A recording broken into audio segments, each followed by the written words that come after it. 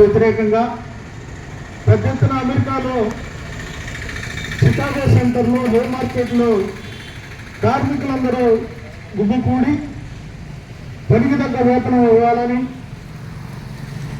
కార్మికుల ద్వారా శ్రమని 8 గంటలు చేయించుకోవాలనే ఉద్దేశంతో పెద్ద ఎత్తున ఉద్యమం చేశారు. ఆ ఉద్యమంలో ఇప్పుడున్నటువంటి ప్రభుత్వాలకి, రాష్ట్ర ప్రభుత్వాలకు వ్యతిరేకంగా ఒక 4 అమరవీరులైనప్పుడు వాళ్ళ రక్తంలో ఒక తెల్లని గుడ్డను చింపి దాంతో ఎగరేసిందే ఈరోజు ఈ బర్త్డే సందర్భంగా మనం ఎగరేస్తున్నటువంటి జెండా. ఆ కార్మిక జెండా ప్రపంచంలో ఉన్నటువంటి అందరు కార్మికుల ఐక్యతని కోరుకుంటా ఉంది.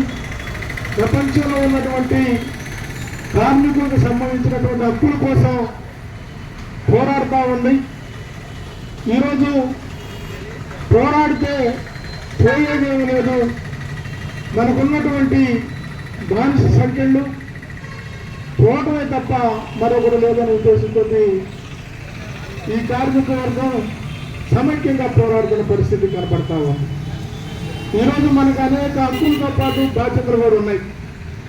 భారతదేశంలో అయితే బాబాసాహెబ్ డాక్టర్ బిఆర్ అంబేద్కర్ రాజ్యాంగంలో అనేక హక్కులను కల్పించాడు. ముఖ్యంగా కార్మిక వర్గానికి వాళ్ళు చేస్తున్నటువంటి పని ప్రాంతంలో కూడా అనేకమైనటువంటి రక్షణ చర్యలు ఉండాలి. అలాగే వాళ్ళకి తగ్గ పనికి తగ్గ వేతనం ఇవ్వాలి.